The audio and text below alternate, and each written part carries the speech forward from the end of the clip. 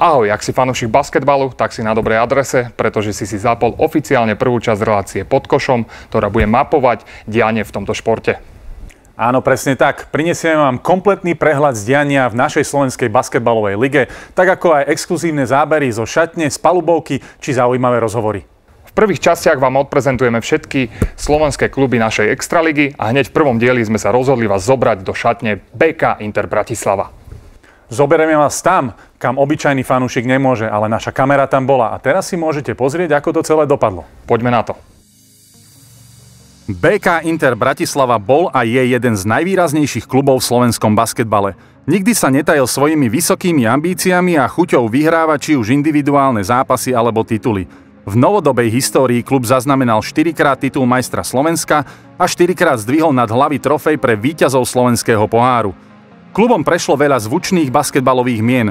Medzi najvýraznejšie hviezdy patria hráči ako Stanislav Kropilák, Peter Rajniak, Oto Matický, Martin Rančík, Rudolf Stanček či jediný Slovák v NBA v histórii Richard Petruška.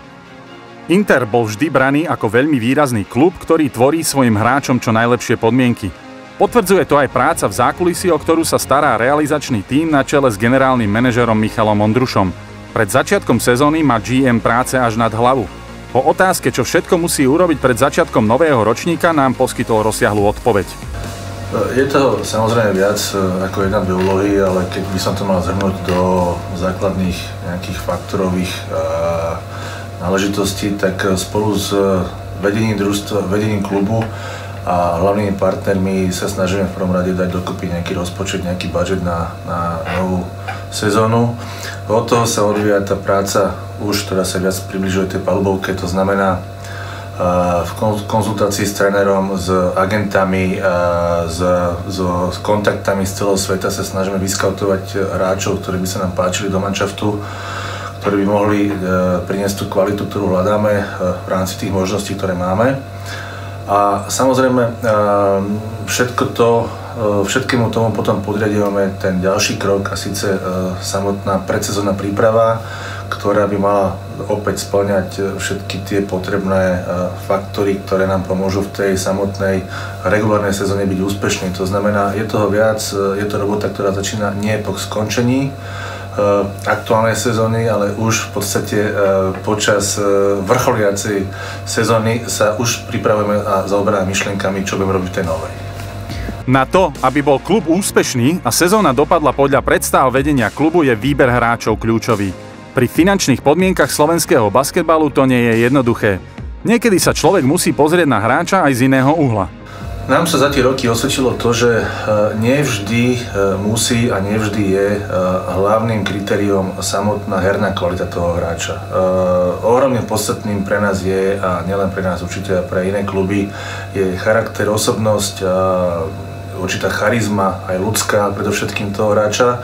To znamená, môže síce byť niekto senzačný player, ale pokiaľ nespĺňa na základe nejakej referencií, skúsenosti z minulosti, absolútne čo najlepšie ľudské kvality, tak proste taký hráč nás nezaujíma. V momente, keď sa to prelína a dobrý hráč je zároveň dobrým človekom a dobrým spoluhráčom, tak samozrejme takýto hráč je pre nás cenný a tak ho si radi vyberieme.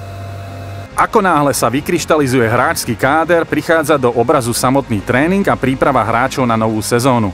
Hlavný tréner Oliver Vidin má svoju filozofiu, ako hráčov pripraviť na náročný program. A verte mi, nie je to jednoduché. Z vlastnej skúsenosti vám viem povedať, že začiatok sezóny je to najťažšie obdobie. Zmes tréningových jednotiek je ťažký chlebíček pre každého hráča. Tak začínam príprava, aj tento rok nám začala s testami.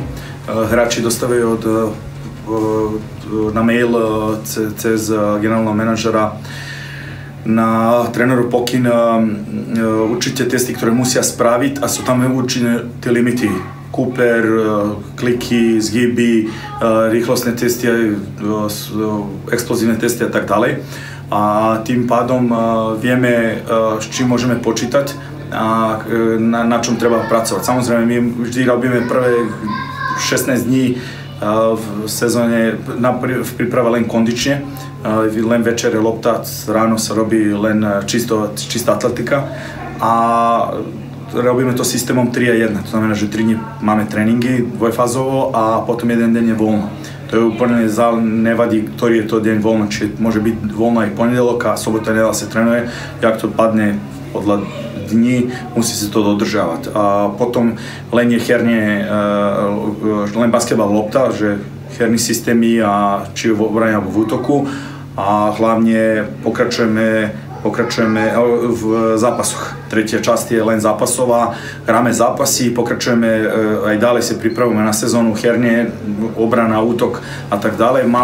Ako to už chodí v každom športe a nie len v basketbale, tréner tímu je zodpovedný za jeho výsledky. Tie sa však nerodia samotné. Na to, aby družstvo vyhrávalo, musí zapadnúť do seba veľa kúskov skladačky. Medzi tie patrí dobrá atmosféra a chémia v šatni. Hráči musia mať ochotu bojovať jeden za druhého a takisto bojovať za trénera, ktorého úlohou je starať sa aj o psychologické rozpoloženie jeho zverencov. Tréner musí byť číslo 1 psychológ, autorita, psychológ a niečo, čo je nadovšetkým. Keď tréner niečo povie, to musí byť tak. Keď to nie je tak, tak ten tým je určený na neúspech. Môže byť úspech, ale len vtedy, keď hráči sú na oveľa väčšej úrovni, než čo je reálne nejaká liga, v ktorej hrajú, čo sa malo kedy stáva, nikto nechce hrať nad konkurenciou. Takže veľmi je dôležité, že tréner, psychológ, autorita, najťažšie pre trénera donútiť hráčov, hrali po celom ihrisku, behali, to je najťažšie, 40 minút drep v obrane a potom aj prihrávať si tú loptu, posúvať si ju. V momente, keď váš hráč pochopí, že není dôležité, že on dá 20 bodov, ale že jak dneska sme mali 30 asistencií, v tom momente vy ste vyťazili ako tréner. V tom momente ste získali každého jedného hráča. Nakoniec prichádza na rad samotný dlhý zápasový program, na ktorý sa hráči tešia najviacej. Môžu si svoje schopnosti a tvrdú prácu počas leta a prípravy otestovať proti svojim protihráčom a bojovať o to najcennejšie. Tým je titul majstra SBL, Eurovia basketbalovej ligy. Samotná príprava individuálnych hráčov pred zápasom sa veľmi líši. Často prichádza do hry rutina či poverčivosť jednotlivca. Po príchode do haly 1,5 hodiny pred začatím samotného duelu sa spustí už zabehnutý kolotoč. Návšteva fyzioterapeuta, zahriatie tela v posilovni či strelecký minitréning na palubovke. Potom krátka a veľmi dôležitá porada s trénerom, kde sa hráči dozvedia posledné taktické pokyny. Official part of the season starting today. Half an hour, 45 minutes actually. What I expect from you is 40 minutes. 100% each of you need to give on that court, on the bench, wherever you are. You need to be with positive energy 40 minutes playing time. And help, how you can help on a court, same way you can help from the bench. Pushing your teammates to the win. Po dlhom čakaní môžu hráči konečne vybehnúť na palubovku a začať nový boj, na ktorý budú chcieť spojiť dohromady všetky svoje sily a schopnosti, aby boli úspešní. No predtým, ako môžu dosiahnuť ten najvyšší cieľ, ich čaká cesta plná náročných situácií. Či už na palubovke počas zápasov alebo tréningov, až po možné komplikácie so zraneniami, ktoré patria k športu. No nakoniec vždy vyhrá láska, ktorú každý jeden z nich dáva basketbalu. Šport, ktorý jednoducho milujeme. Toto bolo zákulisie BK Inter Bratislava. V ďalšom dieli Pod košom sme si pre vás pripravili nový klub, nové informácie a zaujímavé pohľady. Ak sa vám prvý diel páčil, neváhajte nám dať like, share a odber a vidíme sa opäť niekedy na budúce. Ahojte.